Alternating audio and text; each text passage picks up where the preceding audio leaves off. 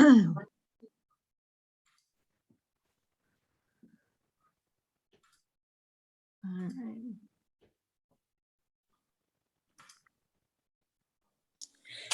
Hey, Claire, I'm going to have to leave early. They scheduled my PT for after my ankle surgery at 4 o'clock. So I've got to get it changed, but they said, I'm sorry, it's today or not. I understand that. You got to take it or Yeah. or you have to wait forever. Yep. No, sounds good. Yeah. Thank you. Yeah.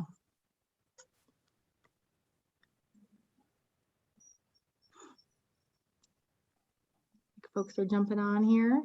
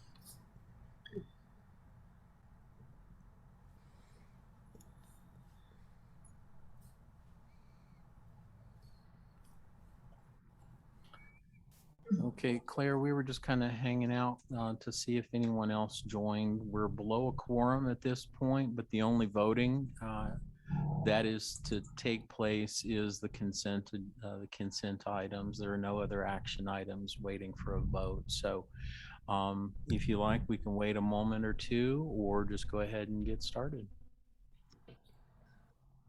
Or do you think maybe wait for another minute here and just see if we get anyone else and then we'll get going? Sure, we're Looks happy like- to. Great. Looks like there's Yeah. a couple more folks hopping on here. Okay. We're one shy of a quorum, so. Okay.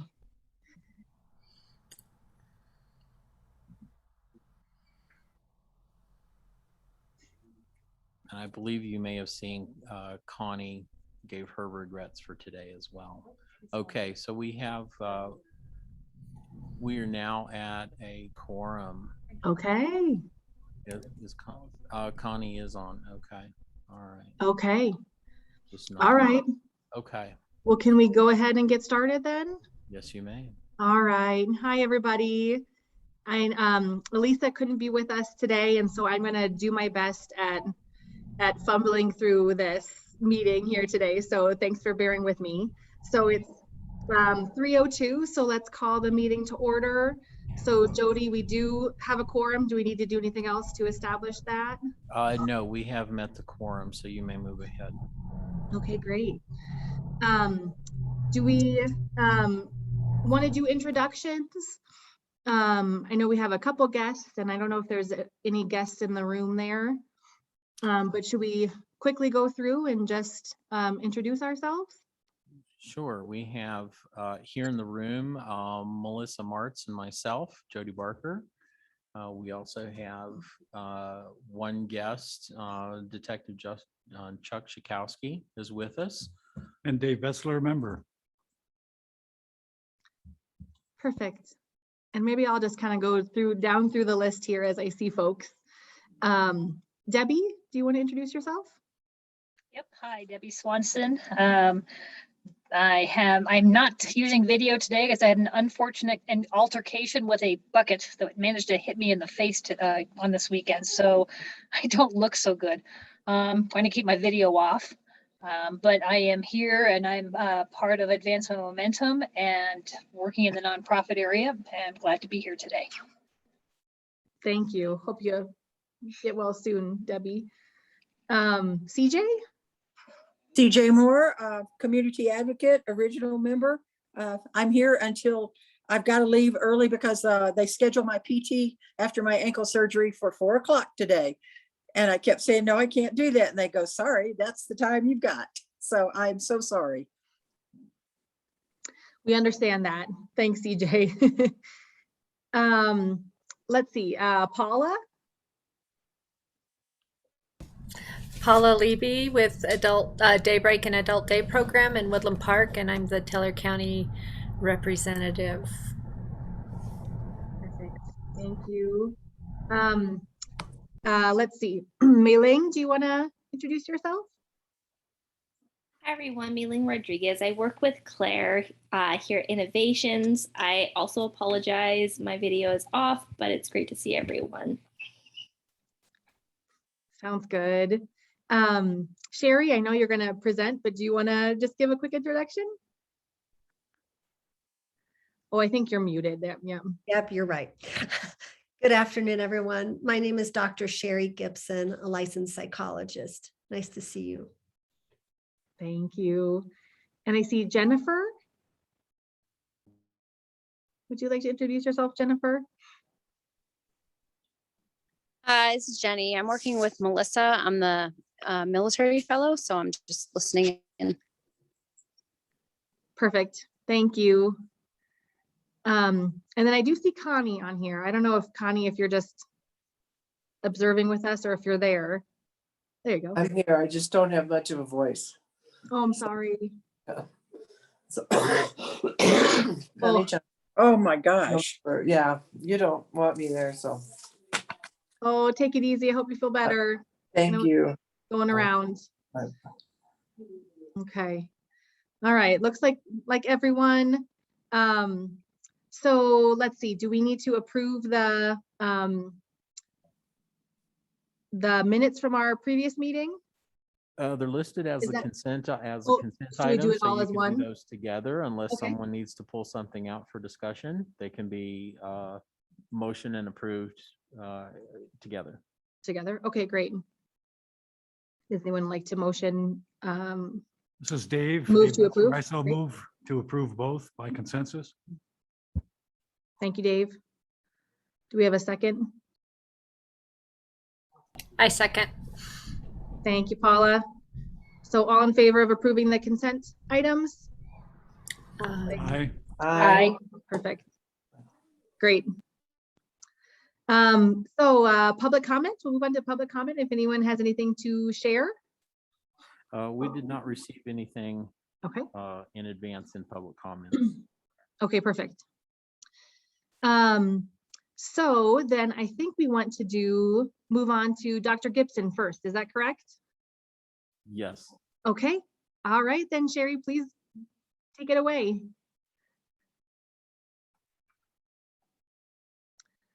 Oh, I think you might be muted. again. Sorry. It's the story of our lives.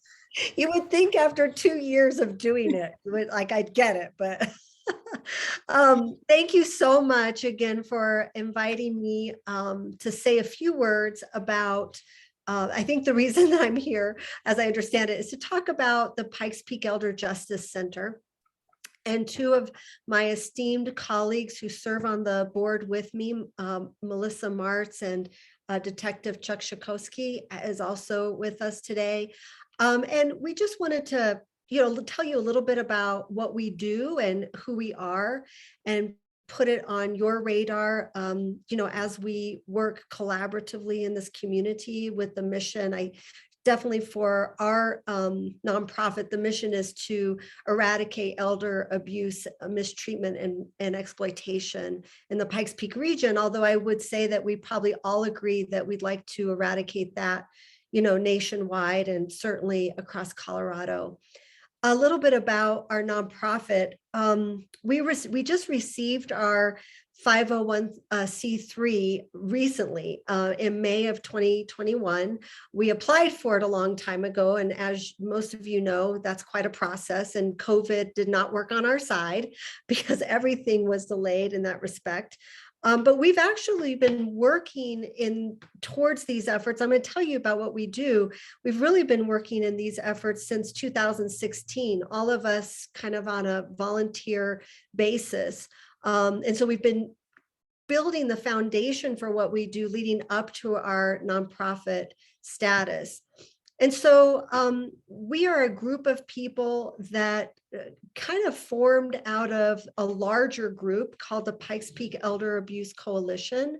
And that has been in our community since around 2005, 2006. And I won't go into all the details of that group, but a group of us decided we were already doing some important work out of that coalition. And so we've kind of branched off, and we started our own nonprofit, the Pikes Peak Elder Justice Center.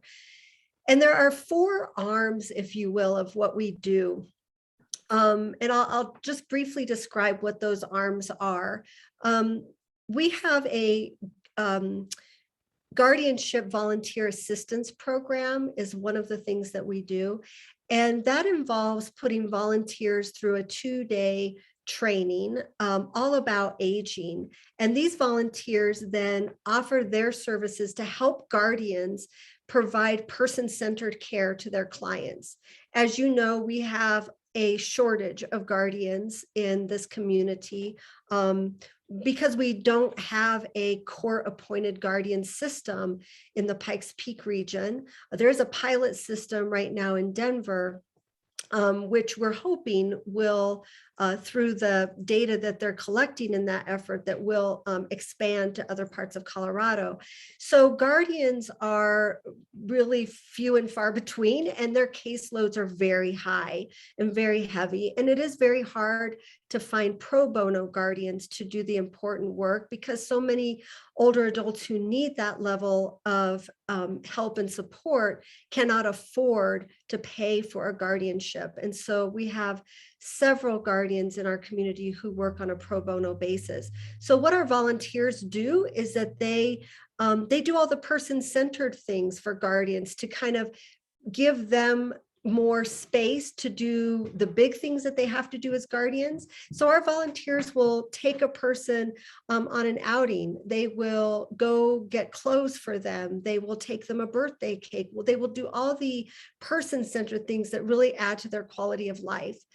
We have trained 20 volunteers, and as I understand, we have about 8 who we've been able to retain who do that work. So that's one arm of what we do. We train those volunteers, we follow them, and the folks who kind of head up that subcommittee of the Justice Center, they report to us and let us know who they've served, what they've done, how many hours they've provided.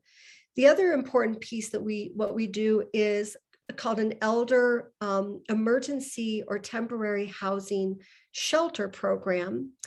And that's a really big effort. And in fact, it's so big that it's gotten us some national recognition for what we do here in Colorado Springs. We started this back in about 2016 was the first person we served, first older victim we served. We realized that there was a gap in services in terms of older victims showing up at the emergency department room, having been either neglected or abused And sometimes an older victim will remain in an emergency department or in a hospital, can be for weeks on end because there is no safe placement for them. So oftentimes the perpetrator may be living in their home, they may be living with the perpetrator, or their home situation has decompensated so much that they cannot safely return there. So this was a gap that we understood. It's not a healing environment for an older victim of abuse to be sitting in an emergency department or in a hospital. So as a result, fast forward, we have developed MOUs with, I want to say about 13 facilities, communities here in Colorado Springs, the majority of which are skilled nursing facilities and a few assisted living facilities.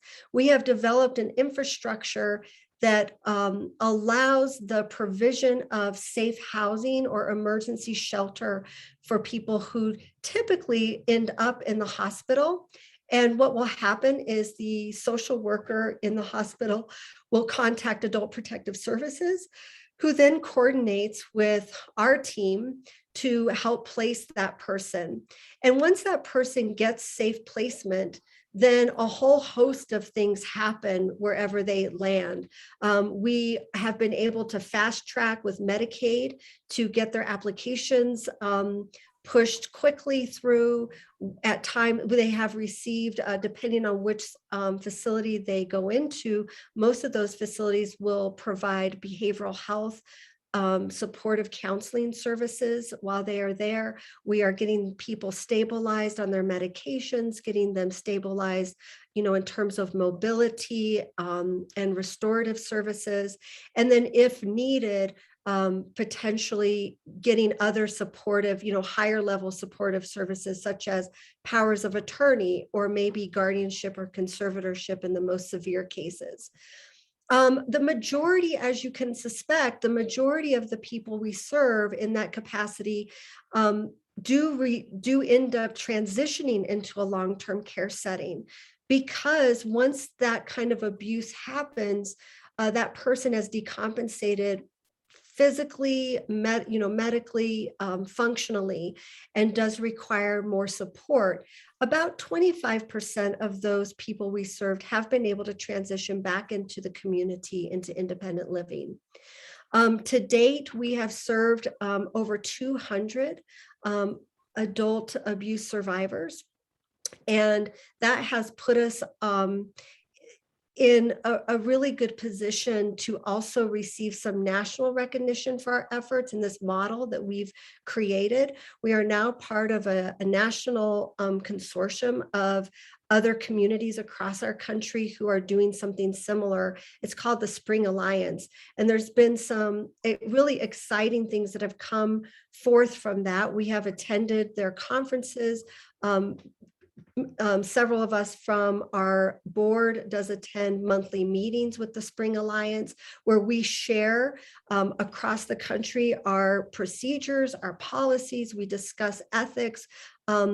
We are also now a recipient of the Spring Alliance getting an ACL grant, and they have chosen several communities that have this model of elder shelter to track data and to see longitudinally what are the outcomes of abuse survivors, and what is their trajectory, and where do they end up. And so the Pikes Peak model, us here at the Elder Justice Center, we have been identified to receive or be a part of that ACL grant, and that's a really exciting piece for us. The third arm that we are developing is a forensic team. This is a multidisciplinary team that is made up of various disciplines that are in contact or who offer services to older adults. And so inherently on that team is law enforcement, adult protective services, geropsychologists, geriatricians, social work, housing, kind of financial institutions, attorneys. And so that team right now is being developed, and the the plan for that team is that we will be meeting bi-monthly, and anybody in the community, any agency can refer cases to us. It is a way for us to come together on very difficult cases to either prevent abuse from occurring in any particular situation, or to offer what kind of least restrictive interventions to help an older adult or a person at risk. The fourth branch is education and outreach. And that just goes without saying. I think everybody who is involved in our Justice Center, we are all proponents of educating the public about elder abuse, about prevention, about detection, and about prosecution of elder abuse. Probably the thing that we have all done the most of, both in the Elder Abuse Coalition, as well as those members on the Elder Justice Center team, is that we've provided training to all mandated reporters throughout our region, letting people know who is a mandated reporter, what are their obligations as mandated reporters, and helping people, remember that they need to do that, and that is now part of the Colorado statute.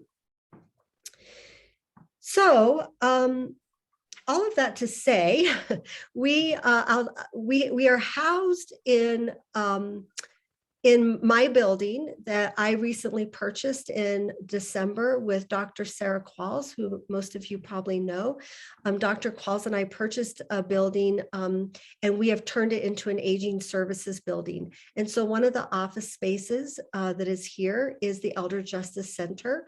We meet here in this old basement that is unfinished around a very rudimentary conference table and folding chairs, and that's where we do our work. Some of the things that we're working on right now is we are looking to continually form our executive board. So I am putting it out there to you all that we now have an application process for members who are interested in being part of our executive board. If you have interest in that, please reach out to me or Melissa, Detective Chuck. Any of us can get that information to you. Part of our duties as an executive board is we will start looking to hire an executive director for the nonprofit. So please keep your antenna perky when thinking about who might be a good fit for that position. We are now reviewing those job duties related to the executive directorship. And then that executive director will be hiring a coordinator. And we desperately need a coordinator who will oversee these programs and follow through with data collection, keep us all on track, report to the executive director. So we've been doing this work for quite a while, but we are finally formalizing it. We have been applying for grants. Melissa Martz has been just phenomenal and instrumental in us applying for different grants through Next 50.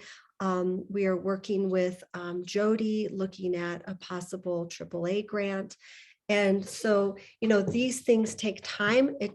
We've all put in our sweat equity and our volunteerism, but we also need to be funded. So we are also looking for outside fundraising efforts too that we'll be looking at as well. I think I probably should just stop talking there, and it's hard to do as a psychologist because I could talk all day, but maybe I could just welcome a few comments from you or questions. I'd be happy to answer anything that you might be wondering about. Sherry, I had a question. Yeah, Debbie. I need you to back up a little bit. Your third point of what you're trying to do, you have some kind of an advisory committee. And I didn't quite follow what it was, but you're going to be getting a number of different kinds of constituents involved, like those who are doing housing, those who are doing healthcare, yada, yada. Do you need some help from us to be able to get you some people to fill that advisory committee?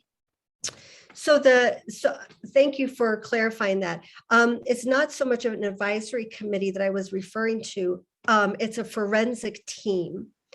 And so, yes, actually that might be, I think this group could be instrumental in that. The forensic team really is a multidisciplinary team that will be dedicated twice a month, meeting and hearing cases that are presented so that we can all have an input on what would be the best intervention in a particular case.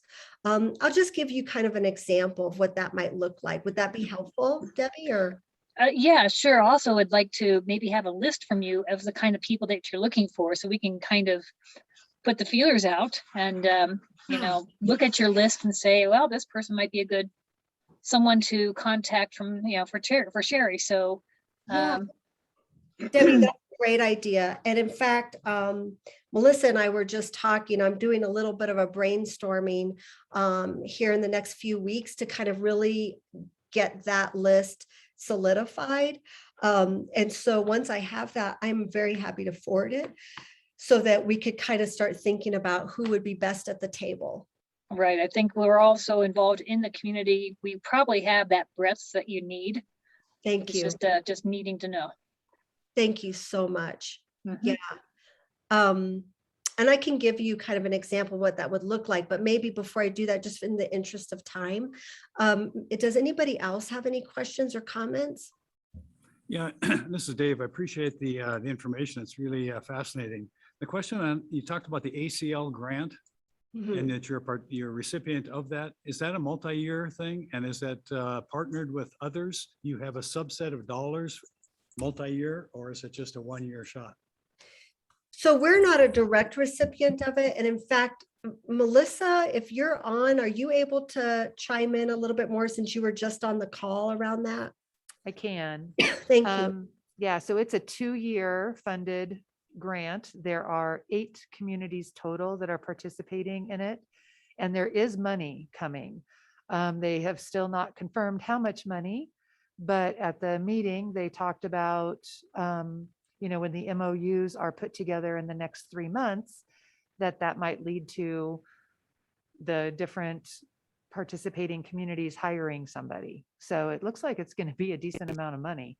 You know, whereas we were kind of always wondering, was it going to be $2,000? Was it going to be nothing? But it actually looks like it's going to be, you know, something that is really worth the fact that the group is participating in that. And I can't remember the 8 different communities: Syracuse, New York, Buffalo, New York, Indiana, us, and then one other state that I'm forgetting. Will all be participating in that, and it is for 2 years. And it's really data driven, working with, you know, who are the people that are referred to elder shelter programs, what types of services are they getting, and then that longevity look back, which is what the Elder Abuse Coalition has always been talking about. Like, you know, are people still stable 6 months from now, a year from now? You know, sometimes they do come back, but if they don't come back, do we know they're still safe, and how are they? So a really great opportunity. Thank you. That's very helpful.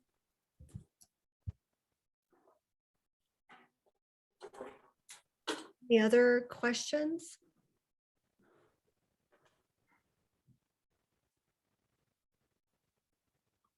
Dr. Gibson, this is Jody. I'm happy to share also the funding that she mentioned coming through the Area Agency on Aging.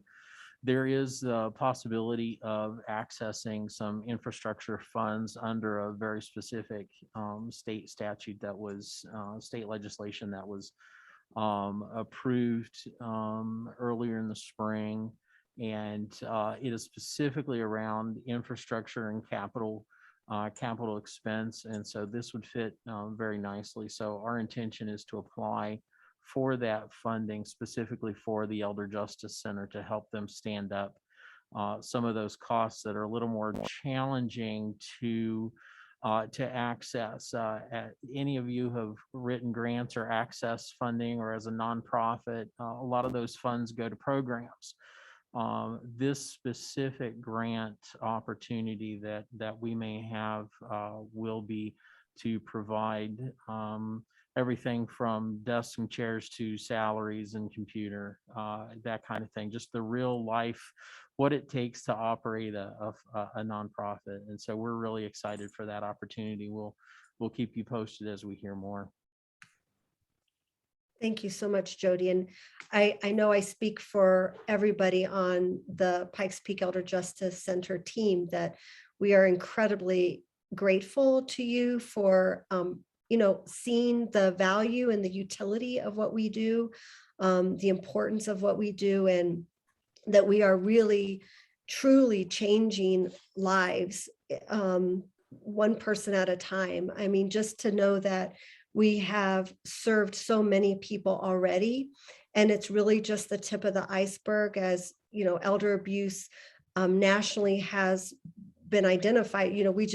There's so many people who aren't seen, who are not, we don't know where they are. We don't know who they are. And so knowing that we have served this many people to date is just, a small fraction of who we could potentially reach. And so I think having these important partnerships and people who see the importance of that. And I think that as we all age, we're looking at our future selves. I mean, I can say that as a geropsychologist that I am treating myself, my future self, and how I want to be treated, and the people that I want in my pocket when I need them. And so I think that that's where we all align in that vision, no matter where our area of specialty or focus lies.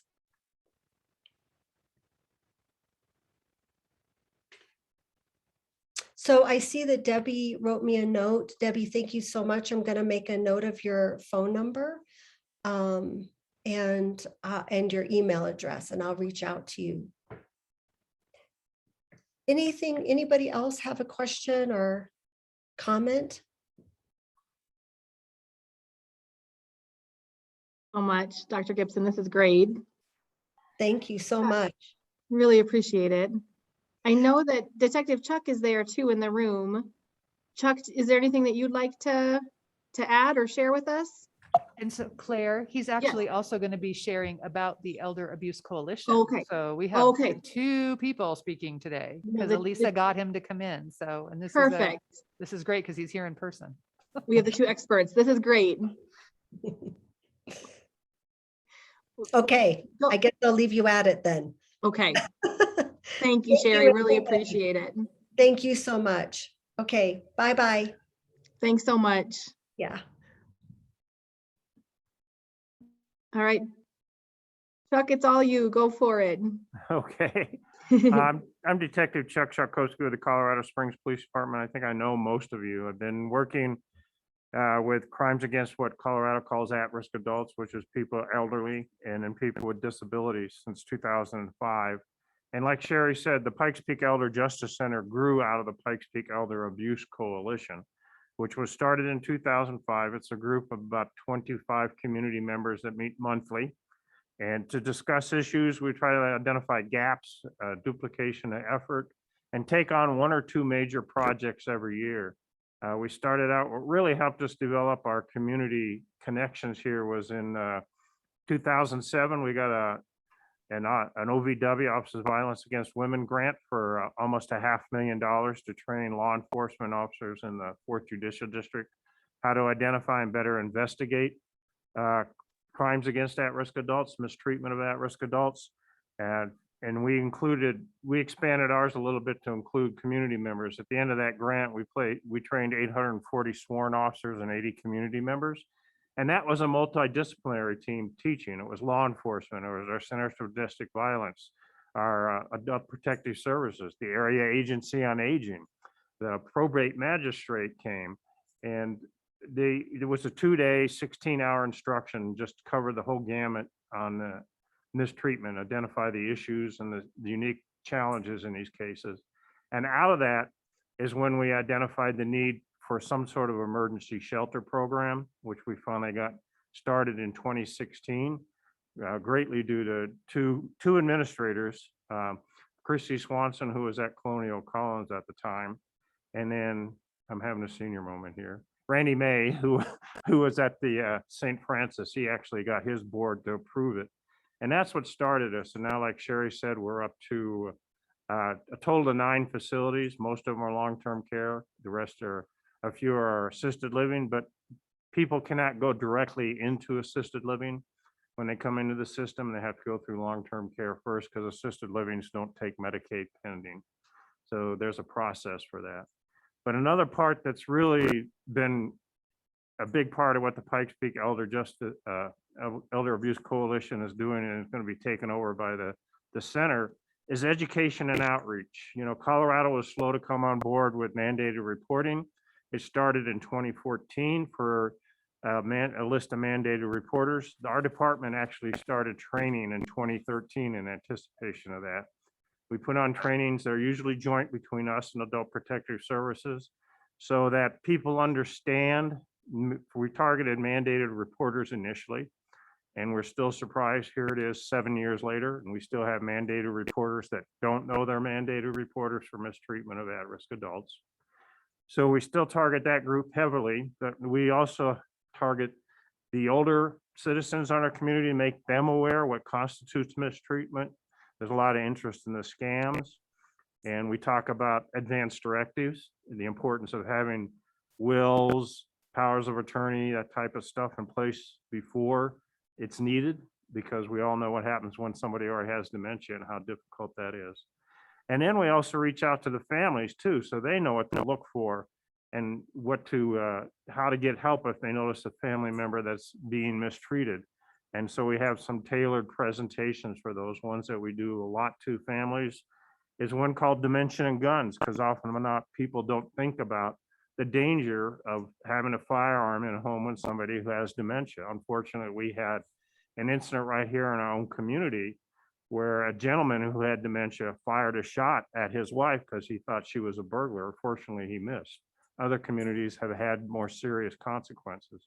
So before COVID, we were doing about 45 presentations a year, reaching out to about 1,000 people.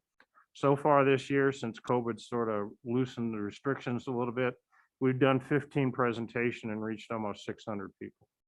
And we get those presentations either by reaching out to myself, my partner, or Adult Protective Services. We're actually going to do one at Liberty Heights on scams for the residents there next week.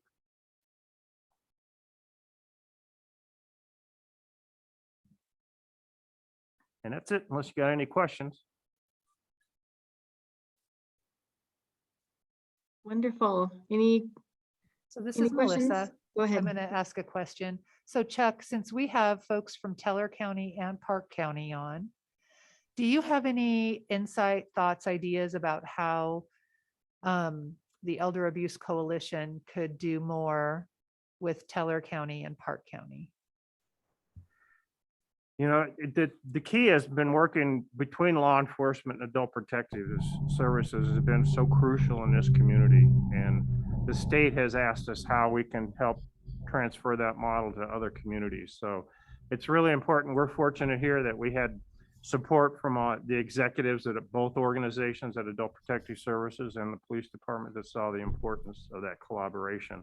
And it's going to take that type of efforts in other communities to get this going. We're willing to offer us consultation.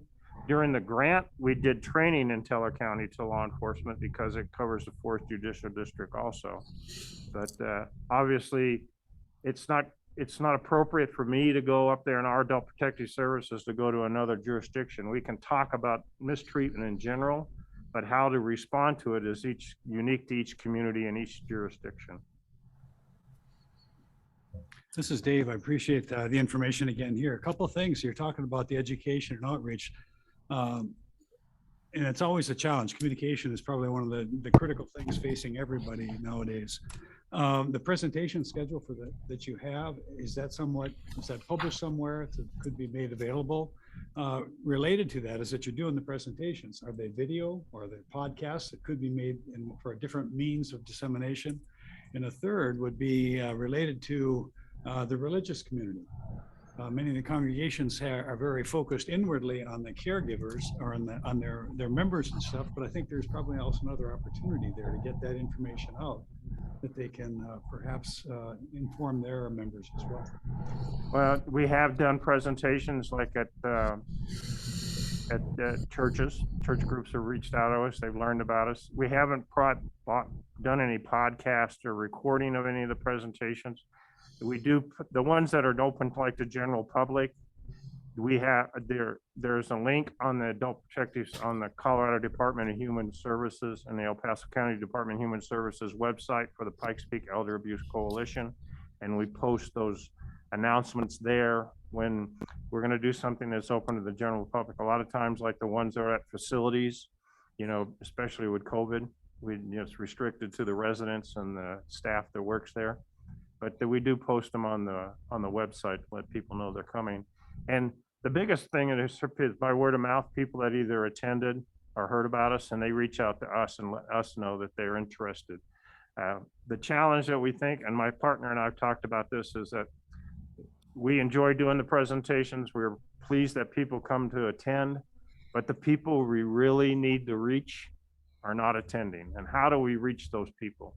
I see the call screens every day for the people that fell for the lottery scams, and now we're in Medicaid open enrollment, so those scams are going on, and pretty soon it's going to be the IRS scam. So that's the challenge. And if you have any ideas how we can reach that isolated population, we really appreciate it.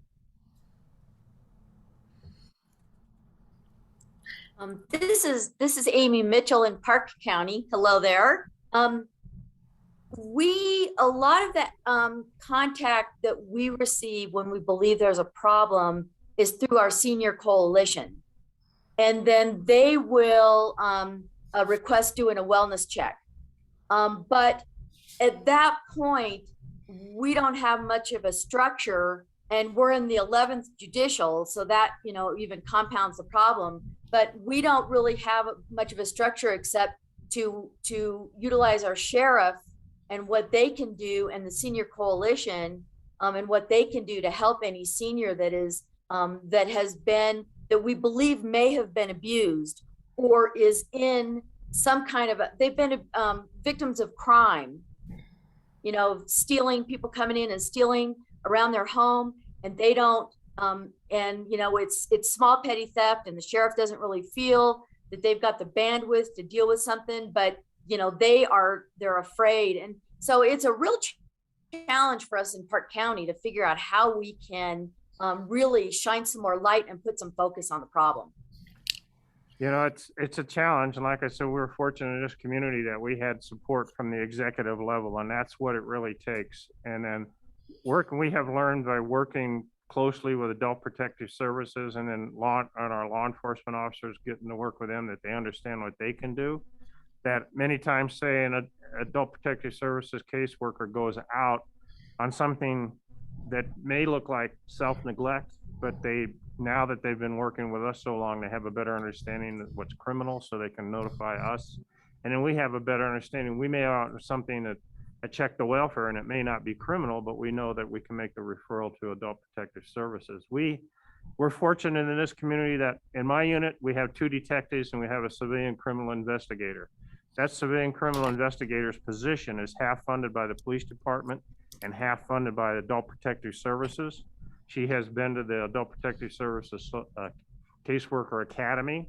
She has access to both databases, and we staff every call for service that involves an at-risk adult with them every morning, determine if it's theirs, ours, or both of ours. And then if it's both of ours, we coordinate our investigation with the caseworker, especially when we're talking to the victim, because we don't want to re-traumatize them by having them tell the same story over and over. And it also enhances our investigation, because obviously social workers ask different questions than cops do. So we both get enhanced investigations out of it.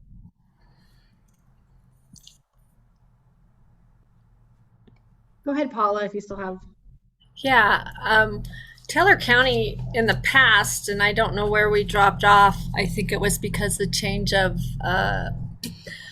staffing at Department of Human Services, but the past, it's probably been a couple of years, maybe 3, but for about 3 years in a row, we did an elder awareness. There's an elder abuse awareness day. We actually did it on the exact day. We had some support with Scott, drawing a blank, the former ombudsman at Pike PPACG, and we advertised it. We we had a public gathering both in Cripple Creek at the Aspen Mine Center and at our cultural center here in Woodland Park. We had balloons and refreshments, and we really, I think we even transported seniors to and from to get them there and to really share information about elder abuse. I believe it's July 15th or 16th is the actual day. That would be something real easy to get started back up. I think that those kinds of things are the things that our community people come out for. They come out for refreshments. They come out for gatherings of and free information. And so I would think that as a group we could possibly get those started up again, because they were very well attended. Secondly, I personally have trained first responders in our area, dementia specific first responder training. I have some certification through Teepa Snow, her positive approach to care. I've trained our fire, police, Cripple Creek police. I even went down to Castle Rock and trained their police. So I have some dementia specific training on. Happy to do that.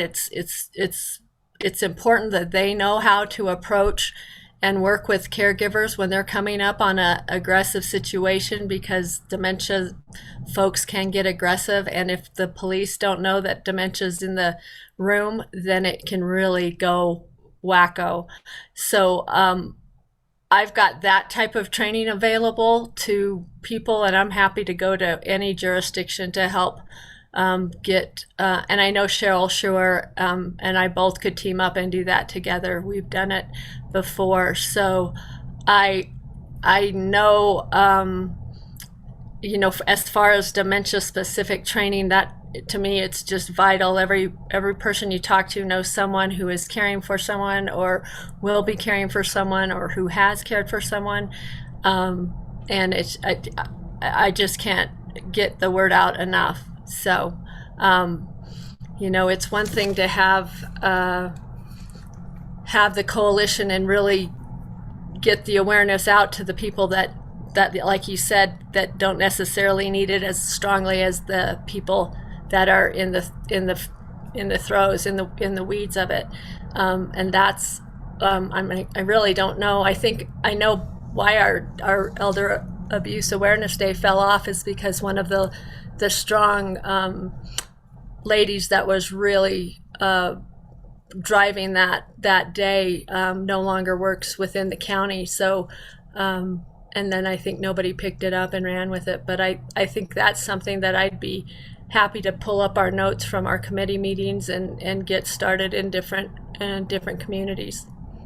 Yeah, the coalition holds a World Elder Abuse Awareness event here every year, and it's June 15th of every year. It's a World Elder Abuse Awareness event.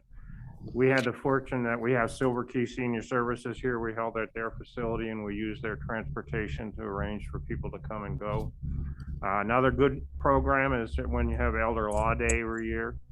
And then before COVID, we had two events, one put on by the Senior Resource Council and one put on by the Gazette, that were designed to expose elders to services in the community. And this is Melissa. I want to comment, add on to what Chuck just said for Paula. I don't know if this would be interesting to you at all or not, but with the Pikes Peak Elder Abuse Coalition doing the senior or the Elder Abuse Awareness Day down here, and of course Scott Bartlett was a huge part of it down here as well. They have a committee that works on it. And so I don't know if it would be more fun if if we combined efforts and kind of plan together and then know that Teller County is doing theirs and El Paso County is doing it our way, or if it would just make, more sense that, you guys just reconvene your group up there and do it again and make it all happen. But I'm super excited to hear that you were a part of that with Scott back when it was happening. And definitely if there's any overlap or co-training together or whatever, or co-planning together with our committee down here, just let me know and we can look at that. Great, thank you. Paula, this is Dave. I was very intrigued by it as well with your training as dementia-specific situations and stuff. Have you done any training up in the northern El Paso County, Tri-Lakes area? If I have not, not. I'm really interested. I'll contact you separately and see if we can think about that. I've got pretty good connections within the police and the fire up in the area, Monument, Palmer Lake, Black Forest, Woodmore, that type of thing. So again, that may be one of those things where we can use your skills. Thank you. I'd love to do that, and I probably am gonna redo our area because of staff turnover and new faces. So I'll be happy to jump into that mode and take some road trips. So happy to do so.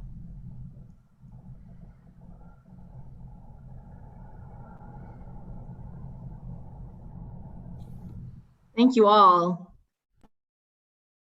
This is wonderful information and really exciting that we could kind of start some of these things back again and start getting the word out again. Is there anything more formally that we as a commission could do to support these? And I don't know, Jody and Melissa, sort of what we might be allowed, to do, or ways we could do that. I don't know if we need to do that or not. Maybe it's that we, have a table or a booth at these different events and are able to talk about the commission, or if there's a different way that we could kind of endorse some of these events happening. I don't know, just a thought if that's something that we might need to do that could help get the word out about the commission a little bit more as well. Claire, one of the thoughts there would be that it's probably maybe in conjunction with the AAA would be COA and AAA sponsor the Elder Abuse Day and publicize that. Like Yeah. you say, have a presence there, but also it gets the name out, but it also says, okay, a little bit broader awareness of this need in the community. Yeah. I think it's worthwhile pursuing as far as a COA item. Absolutely, I think so too. Yeah, that makes sense. So maybe as we get closer, Maybe, go ahead, Amy. sorry about that, Claire. No, it's okay. And maybe, I don't think we've ever done that in Park County, and I'm going to reach out to Senior Coalition and to our sheriff and to, we've got 5 fire districts. And so, our ambulance districts are a little bit disjointed, but I'll reach out to them and find out and see if maybe, if that happened, you guys could take a road show up to Park County. And once our emergency responders experienced 1 year of it, we could then start, doing a little bit more on our own. But I think our sheriff and first responders definitely could benefit from some training. And I will reach out to them and just get some feedback on what they're thinking, what experiences they've had, and see, Paula, if we can sponsor you to a trek up to Park County, we'd be grateful. That sounds great. And just one more thing on the World Elder Abuse Awareness Day, there is a website for that, and they put out all types of material to help you set up in your community, flyers and all kinds of different topics and stuff to help you guide you through that process.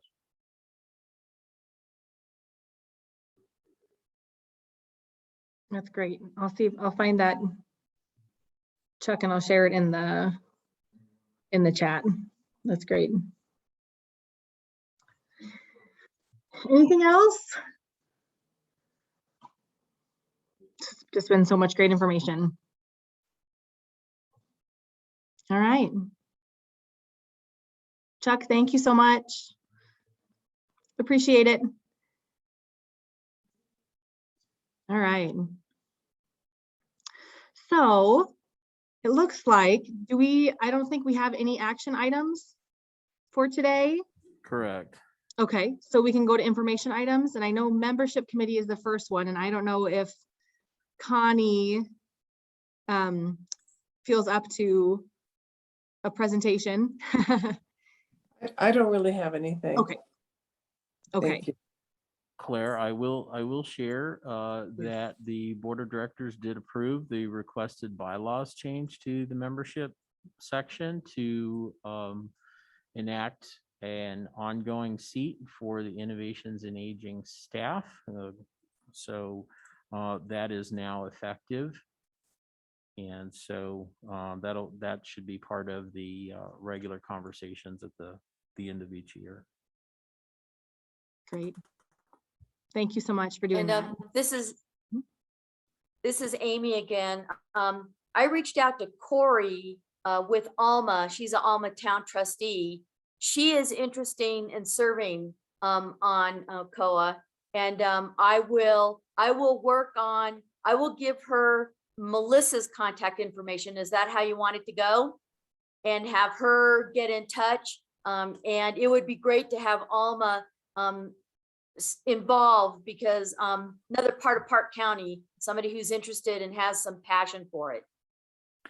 Yes, thank you, Amy. Yeah, just get her connected with Melissa, and then Melissa will then make sure all the paperwork's in order, get Connie part of the conversation, get an interview and those kind of things. And Melissa will help and Connie will walk it through the steps. So that's perfect. Okay, perfect. Awesome. Thank you very much. That sounds great. Policy committee looks like it's next. I know Vanessa's not here, and we haven't met in a couple months. I'm trying to think off the top of my head when the last time we met was, but so I'm sure we'll get on board with the legislative things that are happening lately, and I'm sure we'll have a report for the next meeting. Claire, if I may interject on that, as you may remember at the last meeting, there was a conversation. There was not necessarily a directive, but a request by the board of directors for the Commission on Aging to watch and assist on the homestead exemption at the policy at the state level. Claire, thank you for joining the legislative roundtable last week. We really appreciate you being there. So you heard Senator Liston describing some things around the homestead exemption. So we'll be watching that very closely. It may not be a legislative item. It will likely, because of the way it was founded into legislation, it's a vote of the people. And so there's a great discussion going on around that.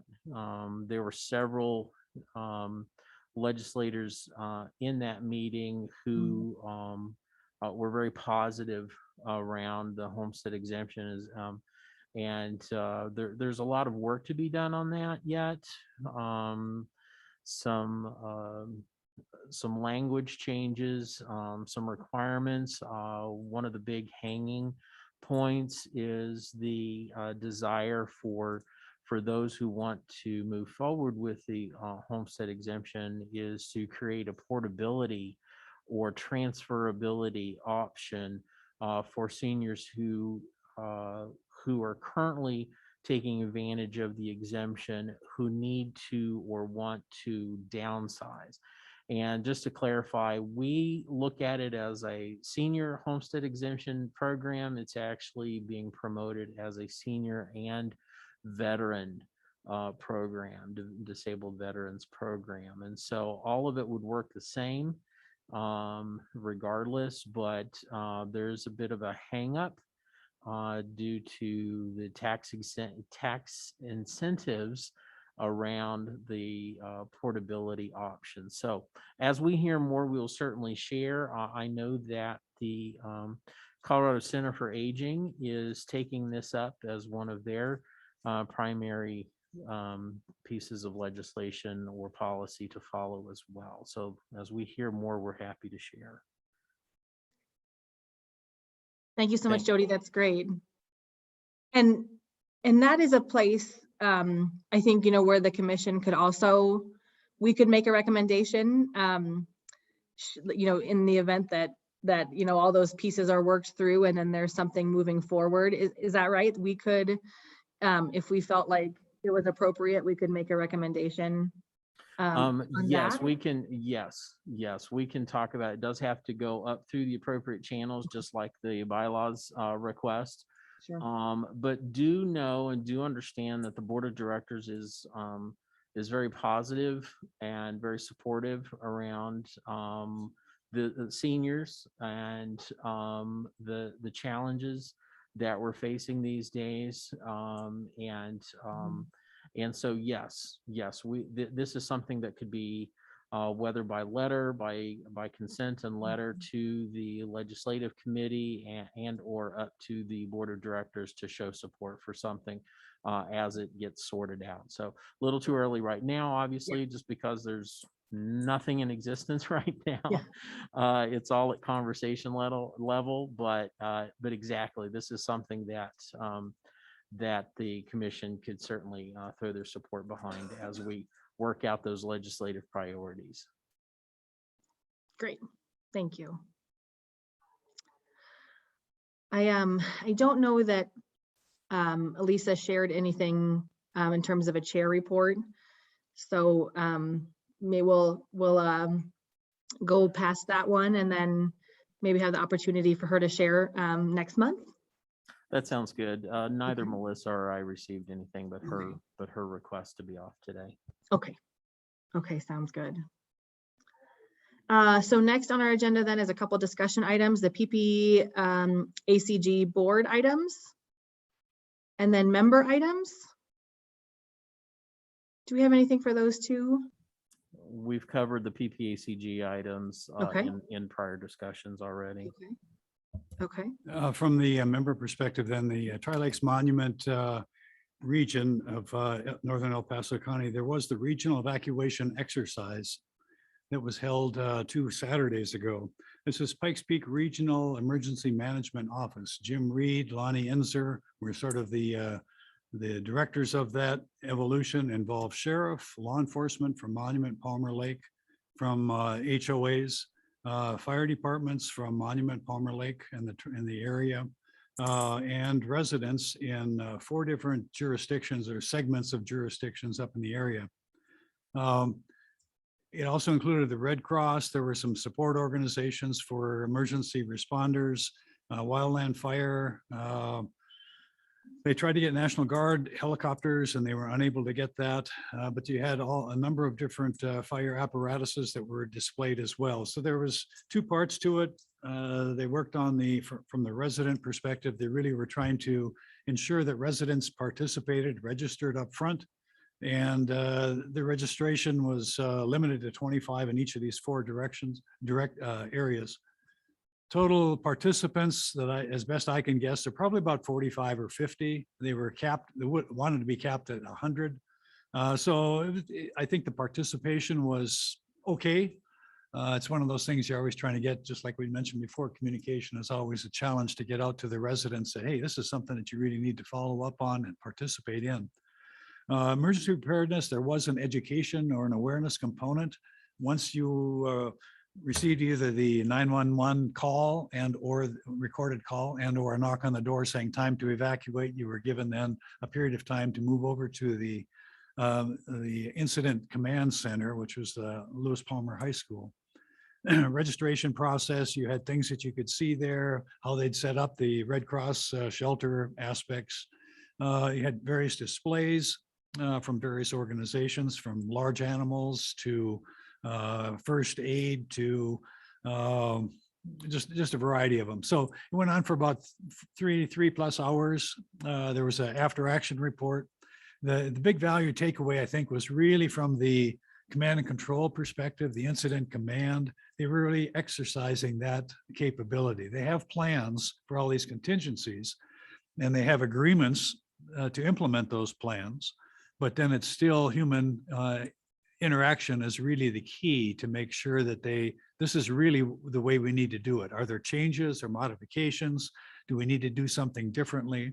A lot of things I think are coming out in that sense. Bottom line, I think it was very worthwhile. I wasn't really successful in our little HOA trying to get seniors or people with limited mobility to participate.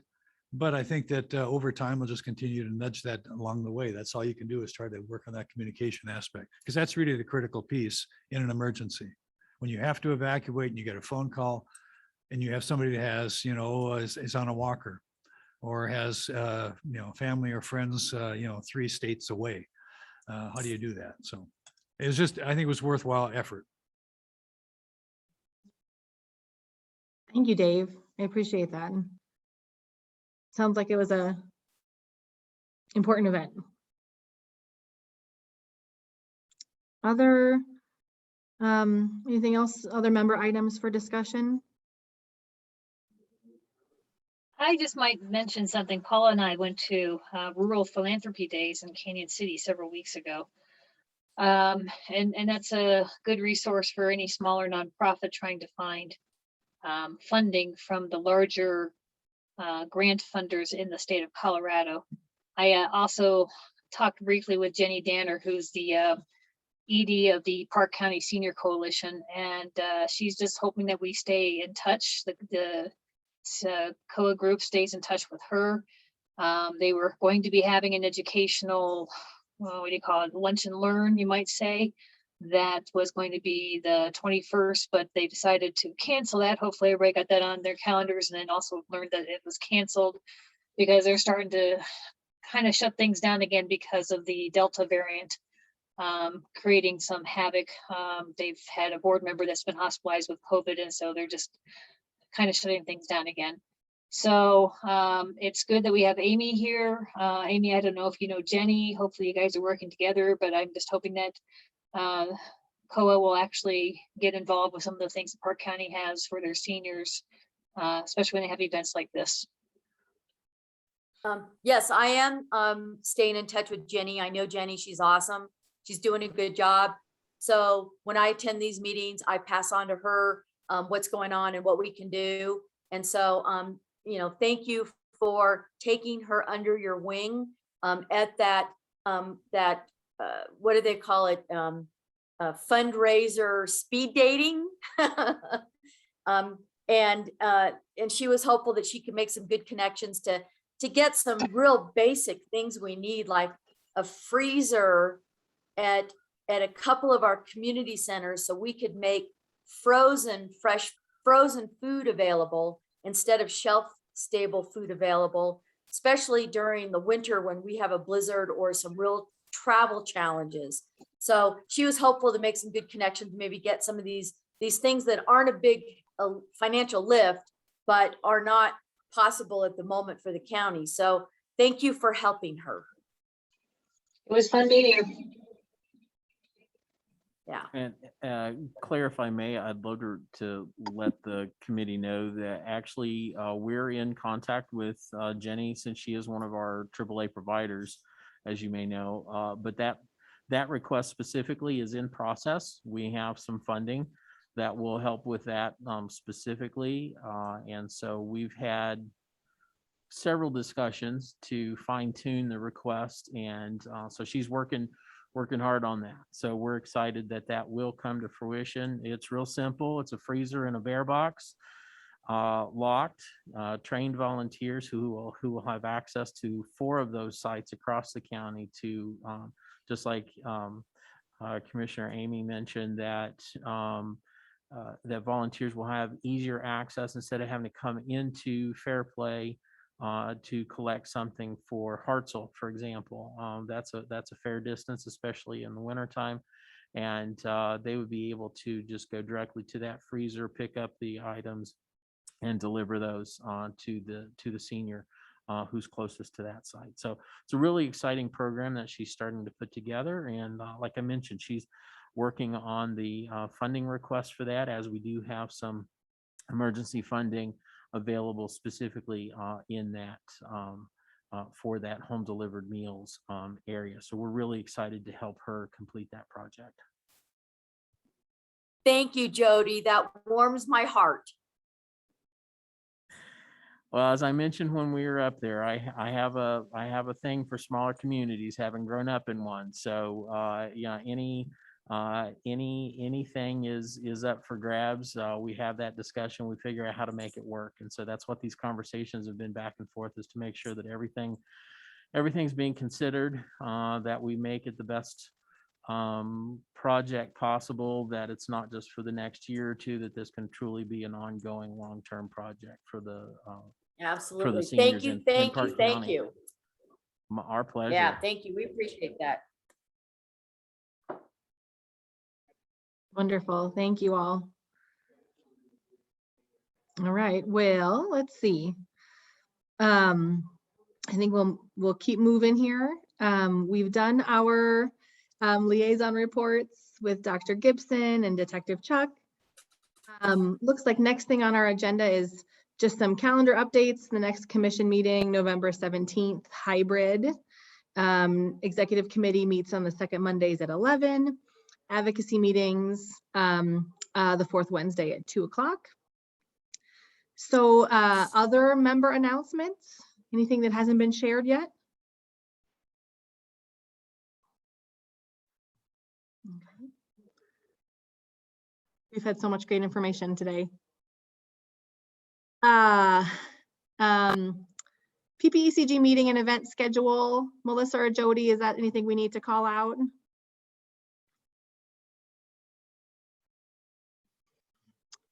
Number 9 on the agenda there.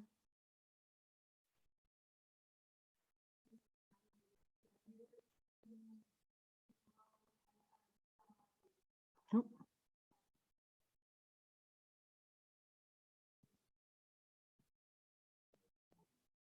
Am I frozen? No, I can hear you. Okay. I can hear you, Claire. Okay. I think so. Okay, great. I don't know if I froze there for a minute or not. I'm sorry, Okay. I didn't have my mic on.